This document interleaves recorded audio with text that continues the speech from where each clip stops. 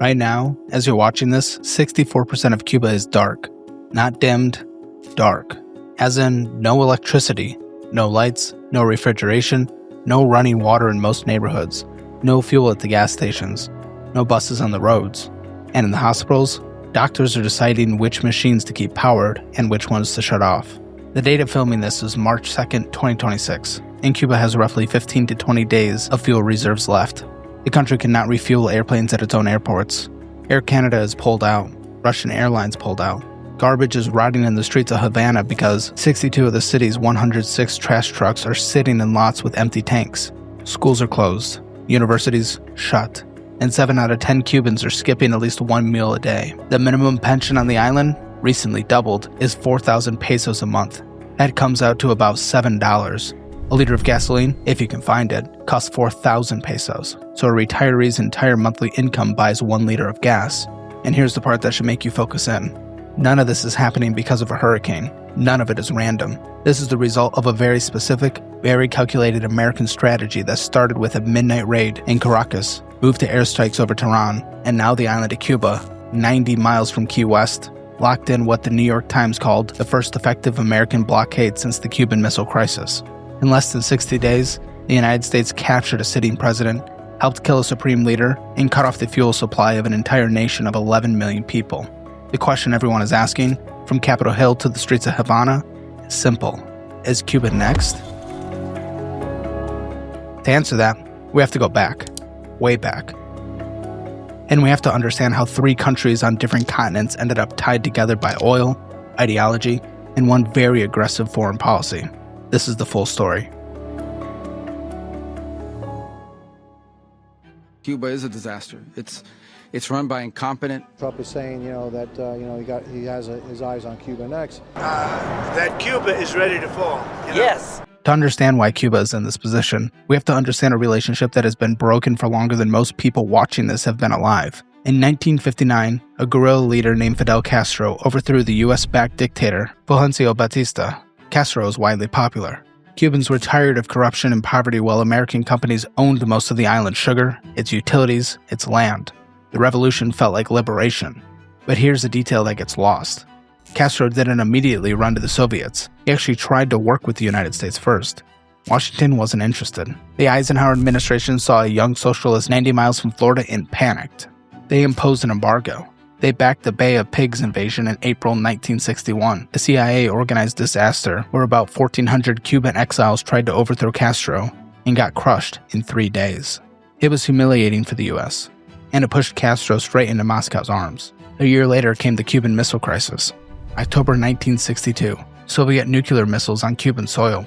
This government, as promised, has maintained the closest surveillance of the Soviet military buildup on the island of Cuba. Within the past week, unmistakable evidence has established the fact that a series of offensive missile sites is now in preparation on that imprisoned island. 13 days where the world came closer to nuclear war than at any point before or since. The deal that ended it? Soviets pulled the missiles, Americans agreed not to invade Cuba, basically guaranteed the Castro regime's survival. For the next 3 decades, the Soviet Union bankrolled Cuba. They bought Cuban sugar at above market prices. They shipped oil, grain, fertilizer, automobiles. Cuba built world-class healthcare and education systems. Literacy rates shot through the roof. It wasn't wealthy, but it was stable. Then in 1991, the Soviet Union collapsed, and Cuba fell off a cliff. They call it the Special Period. That's the official name. Cubans have other words for it. GDP dropped 35%. Oil imports fell 90%. Blackouts became the norm. Malnutrition spread.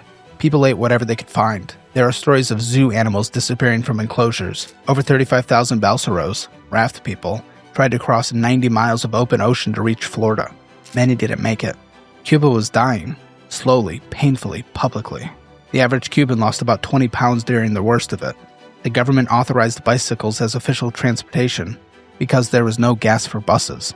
Prostitution, which the revolution had supposedly eliminated, came roaring back because it was one of the only ways to get dollars. This was a country that had beaten the United States at the Bay of Pigs, stared down nuclear annihilation, and sent soldiers across Africa, and it was being humbled by the loss of a single patron. Then something unexpected happened. In 2014, President Obama broke the pattern.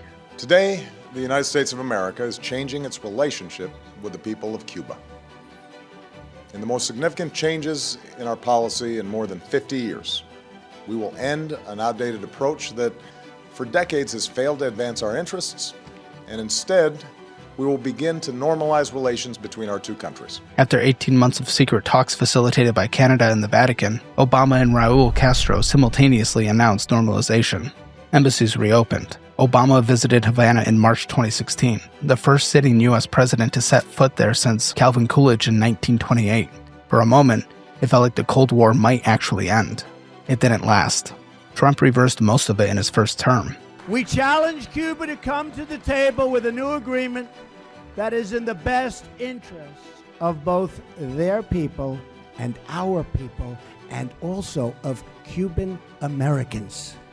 He restricted travel, limited remittances, and redesignated Cuba as a state sponsor of terrorism on January 12, 2021, 8 days before leaving office. Biden tried to remove the designation in a Vatican-brokered deal for political prisoners. Trump put it right back on day one of his second term. But between the special period and the current crisis, one thing kept Cuba alive. One lifeline, and it came from South America. A man named Hugo Chavez won the presidency of Venezuela. Venezuela sits on top of the largest proven oil reserves on the planet. 303 billion barrels, more than Saudi Arabia, more than Iran, more than anyone. When Chavez took power in 1998, Venezuela was pumping about 3.1 million barrels a day. It was OPEC's third largest producer, and Chavez had a vision. Use that oil money to fund a socialist revolution across Latin America. He launched social programs, housing, healthcare, education that genuinely reduced poverty. He also launched Petrocaribe, a subsidized oil program that sent up to 95,000 barrels a day to Cuba, essentially for free. In exchange, Cuba sent doctors, teachers, sports coaches, and intelligence officers. That deal saved Cuba from the special period. It was worth more to Havana than socialist subsidies had ever been, and it created a dependency that would define both countries for the next 25 years. But Chavez also gutted Venezuela's oil industry. In 2002, after a strike, he fired roughly 20,000 of PDVSA's most experienced engineers and managers, replaced them with political loyalists. A former executive later called it the moment Venezuela's oil industry began to die. When Chavez died in 2013, Nicolas Maduro took over. He had none of Chavez's charisma, none of the popular mandate, and when oil prices crashed from over $100 a barrel to well below $30, everything fell apart. Production collapsed from 2.7 million barrels a day to a record low of just 392,000 by mid-2020. That's an 85% drop. Hyperinflation hit 9,586% in 2019. The economy shrank by more than 80% total. Nearly 8 million Venezuelans fled the country, the biggest refugee crisis in Western Hemisphere history. Maduro responded to all of this not with reform, but with repression. He jailed opponents, rigged elections, and leaned hard on Cuban intelligence services to stay in power. The United States indicted him in 2020 on narco-terrorism charges. The bounty on his head reached $50 million, the largest ever placed on a foreign head of state. And then on January 3rd, 2026, at 10:46 p.m. Eastern Time, President Trump gave the order. By 2 a.m. local time, more than 150 aircraft, B-1B Lancers, F-22 Raptors, F-35s, Super Hornets, Growler electronic warfare jets, stealth drones, and special operations helicopters launched from 20 bases across the Western Hemisphere. U.S. Cyber Command had already blindsided Venezuelan air defenses. Trump later said, The lights of Caracas were largely turned off due to a certain expertise that we have. Delta Force operators from the Army's 1st Special Forces Operational Detachment, backed by the 160th Special Operations Aviation Regiment, the Night Stalkers, descended on Fort Tiuna, Venezuela's largest military complex.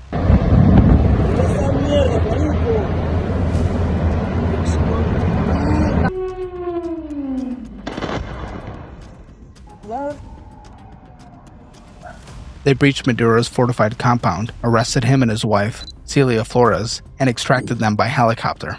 By 3:29 a.m., both were over water. The whole thing took about 30 minutes.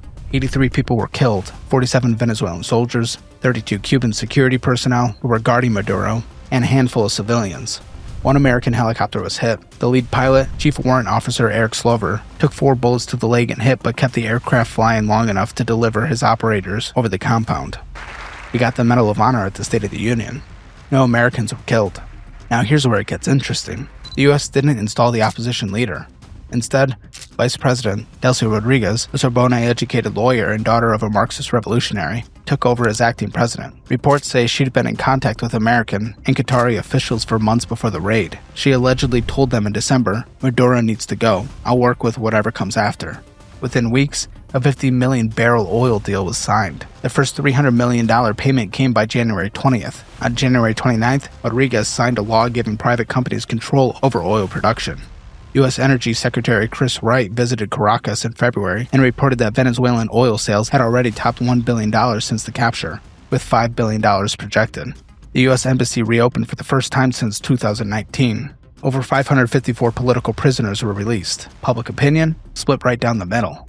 A Pew poll in late February found 39% approved of the operation, 40% disapproved, 46% opposed sending ground troops. The House War Powers vote was a dramatic 215 to 215 tie, one vote short. But the bottom line, Maduro is sitting in a federal detention center in New York. Venezuela's oil is flowing through U.S.-controlled accounts. And every Cuban shipment from Venezuela, the lifeline that kept Cuba alive for 25 years, stopped overnight. Less than 2 months after the Venezuela raid, the United States did something even bigger. On February 28, 2026, the U.S. and Israel launched a joint military operation against Iran, codenamed Operation Epic Fury on the American side, Operation Roaring Lion for the Israelis. The United States and its partners have launched Operation Epic Fury, one of the largest, most complex, most overwhelming military offensives the world has ever seen. Nobody's seen anything like it.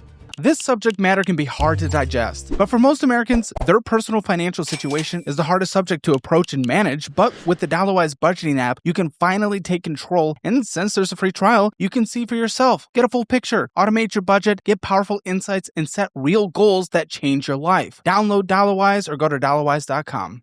This wasn't a limited strike. It was hundreds of aircrafts, B-2 Spirit stealth bombers flying round trip from the continental United States, F-35s, F-22s, Tomahawk cruise missiles, hitting over 500 targets across Iran in the first wave alone. Tehran, Isfahan, Qom, Kermanshah, Bandar Abbas. In the opening hours, Supreme Leader Ayatollah Khamenei was killed in his compound. حضرت آیت الله العظما سید علی حسینی خامنه‌ای در راه سربلندی حرم جمهوری اسلامی ایران شهد شهید گوارای شهادت را نوشیدند و به ملکوت اعلی پیوستند. Along with the defense minister, the IRGC ground forces commander, and the head of the Supreme National Security Council, Israel claimed they took out 30 high-level officials in 30 seconds. Why? The short version, Iran was less than a week away from having enough weapons-grade uranium for a bomb. They had 440.9 kilograms of uranium enriched to 60%, enough material for roughly 10 nuclear weapons, if further enriched to 90%. The Defense Intelligence Agency said Iran needed probably less than 1 week to cross that line. This didn't come out of nowhere. In June 2025, the U.S. had already dropped GBU-57 bunker busters, 30,000-pound bombs, the biggest in the American arsenal, on Iran's underground nuclear facilities at Fordow and Nantes. The IAEA director said the damage was severe, but not total. Iran kicked out the inspectors, started rebuilding. Diplomatic talks in Oman went nowhere. The U.S. demanded zero enrichment, full inspections, and an end to proxy group support. Iran refused.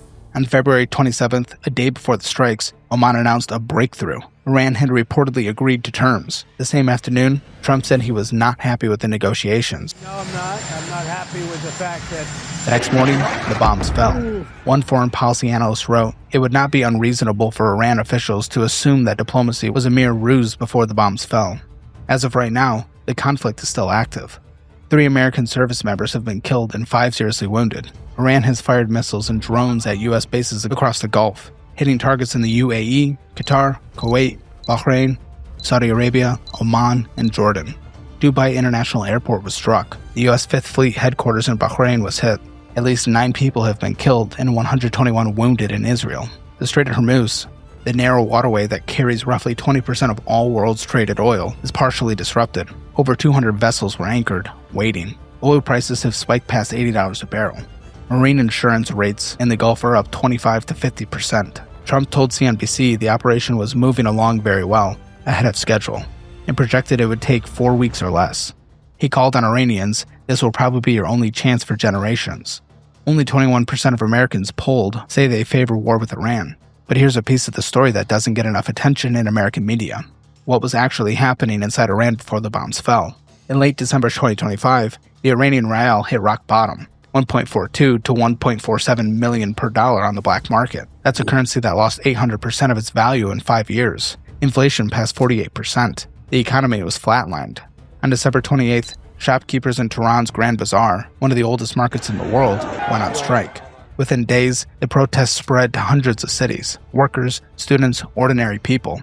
This wasn't like the 2022 Masha Amini protests, which were mainly about social issues. This was about bread and survival, and it was far larger than anything Iran had seen. Bigger than 2009, bigger than 2017, bigger than 2022. The regime's response was staggering. On January 8th and 9th, 2026, security forces killed, according to leaked government documents reviewed by Iran International, over 36,500 Iranians in just 2 days. That number is hard to process. The regime imported foreign militias from across the region to help suppress its own people. In the city of Rasht, security forces trapped protesters inside a bazaar, set it on fire, and shot people trying to escape. That is the context for the February 28th strikes. An already fractured, bleeding country hit again from the outside. Inside Iran, the reaction was split. In neighborhoods that had been crushed by the regime's crackdowns, people celebrated Khamenei's death. They danced in the streets. They set off fireworks. For them, the man responsible for decades of repression was gone.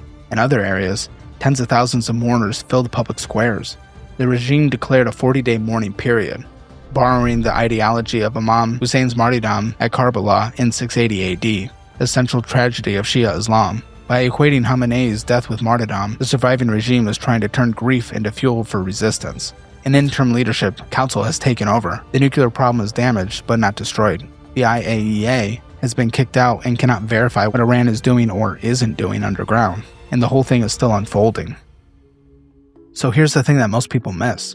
Venezuela, Iran, and Cuba aren't just three separate problems the United States decided to deal with at the same time. They're connected. Deeply, financially, militarily, ideologically. Venezuela bankrolled Cuba worth somewhere between $5 billion and $15 billion a year. Cuba sent an estimated 30,000 to 50,000 personnel to Venezuela.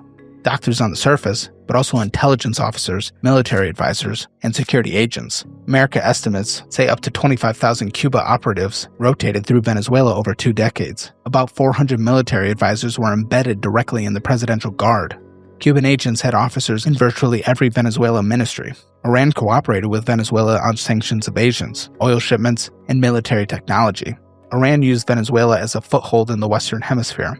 Venezuela, Cuba, and Iran had a formal trilateral alliance going back to at least 2008, what Venezuelan leaders called an axis of unity against American imperialism. The administration's national security team sees this as a network, what CSIS analyst Ryan Berg has called an axis of authoritarians. The logic, whether you agree with it or not, is pretty straightforward. Take out Venezuela first, that's the money. Of American justice for Nicolas Maduro and his wife Celia. Then hit Iran, that's the military and ideological anchor. And Cuba, the intelligence and human capital provider, becomes isolated, broke, and unsustainable.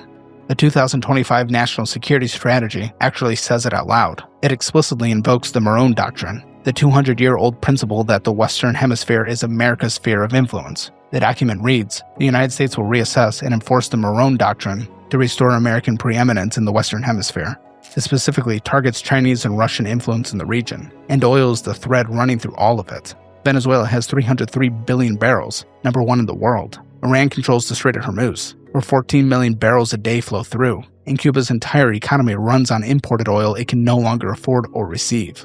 Energy Secretary Chris Wright summed up the philosophy. But we need to have that leverage and that control of those oil sales to drive the changes that simply must happen in Venezuela. Let's come back to the island. After the Maduro capture on January 3rd, every barrel of Venezuelan oil headed to Cuba stopped. On January 29th, Trump signed an executive order declaring a national emergency and threatening tariffs on any country that supplies Cuba with fuel. Mexico, which had been sending sporadic shipments, halted deliveries by January 27th. Cuba's fuel imports dropped by roughly 90%, and then things got worse. On February 3rd, Cuba recorded 0 degrees Celsius, 32 degrees Fahrenheit for the first time in recorded history, during blackouts. On February 9th, Cuba announced it wouldn't refuel aircraft at its airports. Airlines started pulling out. On February 13th, a fire broke out at the Nico Lopez refinery in Havana, the country's main fuel processing facility. On February 25th, 10 heavily armored men in a Florida-registered speedboat entered Cuban waters. Cuban Coast Guards killed 4 and arrested 6. It was like something out of the Bay of Pigs era, armed exiles showing up on speedboats. The Kremlin called it an escalation. The US said it wasn't an official operation. As of today, only 30% of essential medicines are available on the island. Hospitals are rationing electricity. Ambulances struggle to find fuel. Only 44 of Havana's 106 garbage trucks can run. Agricultural harvesting has been stalled because tractors have no diesel. The annual cigar festival, one of Cuba's few remaining tourism draws, was canceled. Cuba is hemorrhaging people at the rate that threatens the country's basic ability to function as a society. Between 2022 and 2023, over 1 million Cubans left, more than 10% of the population. Official figures show the population dropping from 11.18 million in December 2021 to 9.75 million by the end of 2024. An independent demographer thinks the real number might be as low as 8.62 million. 77% of people leaving are between 15 and 49. That's the working age population, gone. Cuba's fertility rate has been below replacement since 1977. Deaths now outnumber births. The country already had one of the oldest populations in Latin America, and it's aging fast because the young are the ones running. In February, Nicaragua closed visa-free travel for Cubans, shutting down one of the last major escape routes to the US-Mexico border. Think about what daily life looks like on the island right now. In Trinidad, one of Cuba's old colonial towns, a place tourists used to flock to, reporters found deserted streets, no public transportation, only a few motorcycles fitted with solar panels and bicycle taxis. When the sun went down, the town went completely dark. No streetlights, no shop lights, nothing. A place that has been continuously inhabited since the 1500s looked, as one journalist put it, less alive than in the 18th century. In Havana, something strange and kind of beautiful is happening alongside the misery. There's a bicycle renaissance. Adult learn-to-ride classes are packed. Repair shops are overloaded. People who have never ridden a bike are learning because there is no other option. Life is being reorganized around scarcity in real time. Small businesses, the tiny private enterprises that the government reluctantly allowed a few years ago, are running out of supplies. They can't get inventory because trucks can't run. They can't keep food cold because the power is out. The price of gasoline on the black market in Trinidad has hit 40,000 Cuban pesos per liter. A retiree's entire monthly pension buys exactly 1 liter. The UN has weighed in.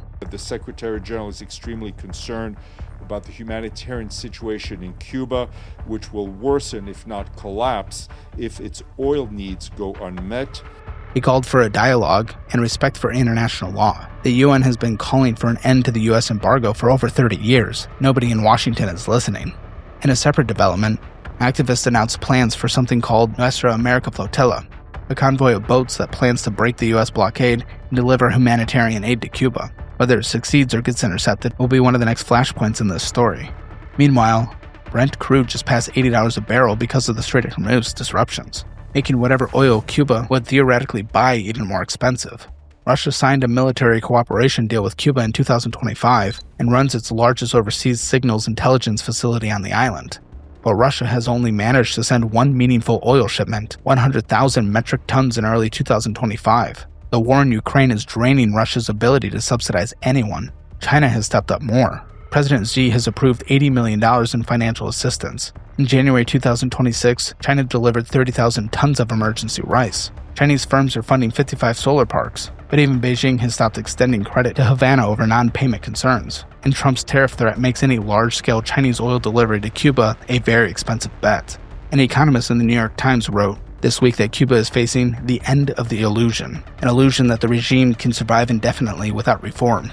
He said the extreme rigidity of the political system has become the main obstacle to the urgent reforms needed in the economy. Without political transformation, he wrote, economic recovery will remain an illusion. The administration has not been subtle about what they want. On February 27th, Trump said, having a friendly takeover of Cuba. He also said the island is ready to fall and down for the count. Secretary of State Marco Rubio, the son of Cuban immigrants who has built his entire political career around Cuba policy, testified before the Senate in January and explicitly said, regime change? Yes. Oh no, I think we would love to see that regime change. Requires regime change in order for us to lift the embargo. After the Maduro capture, Rubio added, Yeah, look, if I lived in Havana and I was in the government, I'd be concerned, at least a little bit. Take a moment and get some free, easy money. With a Chime checking account and my link, you can get $350 when you set up direct deposit and pair that with a nation-leading high-yield savings rate. There's literally no reason not to sign up right now. Chime.com/Caleb or link in the description below. But here's the twist. They don't actually want Cuba to collapse overnight. A sudden implosion could send hundreds of thousands of refugees towards Florida, exactly the scenario this administration is trying to prevent. That's why, on February 25th, the U.S. quietly issued a license allowing companies to resell Venezuelan oil to Cuba's private sector. Not to the government, not to the military, to the private sector. And behind the scenes, Rubio has reportedly been holding talks with Raul Guillermo Rodriguez Castro, the 41-year-old grandson and caretaker of the 94-year-old Raul Castro. They met at a hotel during a Caribbean summit in St. Kitts in February. The talks reportedly centered on gradually easing U.S. sanctions in exchange for Cuban leaders implementing changes month by month. One source told Axios they're searching for the next Delcy in Cuba, a reference to Delcy Rodriguez in Venezuela, who flipped from regime loyalist to American partner almost overnight. Cuba's President Diaz-Canel initially talked tough, war of the entire nation. But by February 6th, he declared Cuba ready for a talk with Washington on every topic without prerequisites, while still drawing a line against any discussion of internal Cuban affairs. One analyst described Rubio's primary interest this way: it's not really about Venezuela, it's always been about Cuba. Venezuela was the chief patron of Cuba. Removing Maduro was partly a means to Cuba's end. And there's a domestic political angle that makes Cuba policy different from almost anything else in American foreign policy. The Cuban-American community, concentrated in Florida, one of the most important swing states in the country, has outsized influence on the issue. The 2024 FIU Cuba poll found that 68% of likely Cuban-American voters supported Trump, the highest level ever recorded. 55% registered Republican, outnumbering Democrats 3-1, and 55% support continuing the embargo. But there's a tension underneath those numbers. Among US-born Cuban Americans, the split is more even: 38% Republican, 33% Democrat, 26% Independent. And hundreds of thousands of Cubans who have arrived since 2022, people who actually lived through the current crisis, were initially more open to engagement with Havana, but have shifted to the right since arriving. This matters because Cuba policy in the United States has never been purely about Cuba. It's hard to think of a policy that makes less sense than the prior administration's terrible and misguided deal with the Castro regime. It's about Florida. It's about votes. It's about the fact that no candidate can afford to look soft on Castro in Miami-Dade County and still win a presidential election. People who support these operations make few core arguments. First, national security. Maduro ran a narco state that funneled cocaine towards the U.S. Maduro's reign of terror continues. He is one of the largest narco traffickers in the world and a threat to our national security. Iran was months from a nuclear weapon. Well, I don't want to get involved either, but I've been saying for 20 years, maybe longer, that Iran cannot have a nuclear weapon. I've been saying it for a long time. And I think they were a few weeks away from having one. Cuba hosts foreign intelligence operations 90 miles from Florida and has spent decades exporting destabilizing influence across Latin America. Achieve some intelligence gathering capabilities in Cuba and, frankly, elsewhere in the hemisphere. Second, the Monroe Doctrine. Monroe Doctrines. The Western Hemisphere should be free from hostile foreign powers, Russia, China, Iran, and the U.S. has both the right and responsibility to enforce that. Third, economic opportunity. Venezuela's 303 billion barrels of oil, developed with American investment, could reshape global energy markets. Fourth, democratic legitimacy. Maduro stole elections. Khamenei presided over the massacre of tens of thousands of his own citizens. Cuba hasn't held a free election in 67 years. And fifth, deterrence. After years of what many saw as American retreat, adversaries now understand that there are real consequences for threatening U.S. interests. On the other side, critics raise their own points. They argue that neither military operations had congressional authorization, possible violation of the War Powers Act. They point to the humanitarian cost. An oil blockade affecting 11 million people in Cuba and hundreds of civilians killed in the opening wave in Iran. They see a pattern of U.S. intervention in oil-rich countries: Iran in 1953, Iraq in 2003, Libya in 2011, Venezuela in 2026. That suggests resource extraction dressed up as liberation, and they warn about blowback. The 1953 coup in Iran led to the 1979 revolution. The Iraq invasion led to ISIS. Regime change has a track record of producing results nobody planned for. There's also bipartisan concern in Congress. The Senate voted 52-47 on a Venezuela war resolution. 5 Republicans broke ranks. ExxonMobil CEO publicly called Venezuela uninvestable because of its destroyed legal framework. And multiple security analysts have pointed out that the IEAE found no evidence Iran had resumed enrichment before the February strikes. Yet, they happened anyway. The poll numbers capture the divide. Americans are nearly split on Venezuela, and only 21% support war with Iran. So where does this go? There are basically 4 scenarios for Cuba, and they're not equally likely. Scenario 1, a negotiated deal. This is the most probable outcome, maybe 50 to 60% chance. The Rubio-Ralado channel is active. Both sides appear to see value in some kind of agreement where Cuba makes limited economic reforms, opens the economy to private enterprise, releases political prisoners, allows some political flexibility in exchange for oil and sanctions relief. Think of it as Castroism with capitalist characteristics, the Venezuela playbook applied with less gunfire. Scenario 2, humanitarian collapse. If the blockade continues through summer 2026 without a deal, Cuba faces genuine state failure, maybe 20 to 30% chance. Without fuel, food distribution breaks down, hospitals shut entirely, mass migration begins, and a wave of Cuban refugees headed for Florida would be a political disaster for the very administration causing the crisis. Scenario 3, the regime digs in and survives. Cuba's Communist Party survived the special period in the 90s when things were almost this bad. They have deep institutional control, a large internal security apparatus, and committees for the defense of the revolution in every neighborhood. With some help from China and Russia, the regime could limp along indefinitely, creating a permanent humanitarian crisis and an international embarrassment for Washington. Call it 15 to 20% chance. Scenario 4, military action. A long shot, 5 to 10% at most. The administration has implied it's not off the table, but invading a country of 11 million people 90 miles south from Florida, with the political baggage of the Bay of Pigs and the Cuban Missile Crisis, would be an entirely different level of risk. Former Ambassador Frank Morris said it best. The administration wants regime change, but what it really doesn't want is the chaos that comes with a sudden collapse. The global picture matters too. Oil markets are rattled. Venezuela and the Strait of Hormuz all in play at the same time means extreme price volatility. China and Russia are watching closely and may find ways to test American resolve. The precedent's being set. Capturing foreign leaders, bombing sovereign nations without congressional authorization, weaponizing oil blockades will shape international norms for decades. And domestically, these operations will likely be a central issue in the 2026 midterms. Whether the public sees victory or quagmire will determine how this era gets remembered. Here's what we know for certain.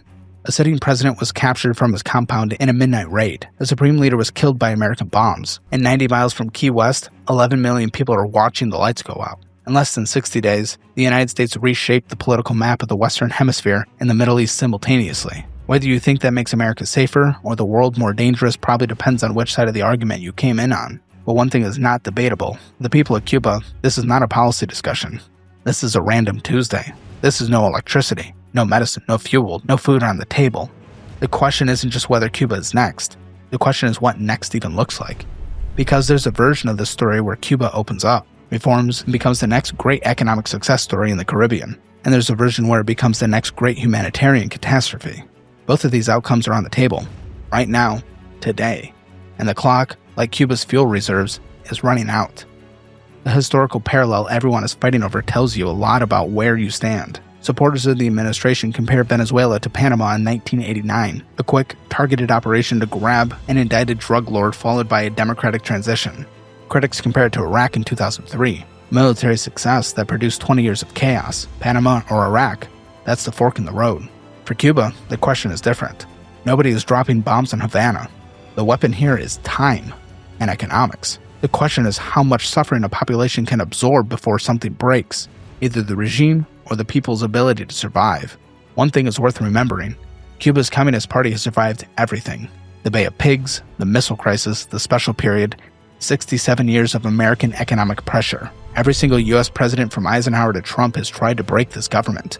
None have succeeded. But Cuba has also never faced what it faces now. The simultaneous loss of its Venezuelan lifeline, the collapse of its energy supply, the departure of over 2 million of its own people, and an American administration that has shown, in Venezuela and Iran, that it's willing to use force to change regimes it doesn't like. Is Cuba next? Maybe. Maybe not the way you think. But one way or another, the Cuba we've known for the last 67 years, the Cuba of the Castros, of the revolution, of the embargo standoff, that Cuba is ending. What replaces it is the story that hasn't been written yet, and that story starts now.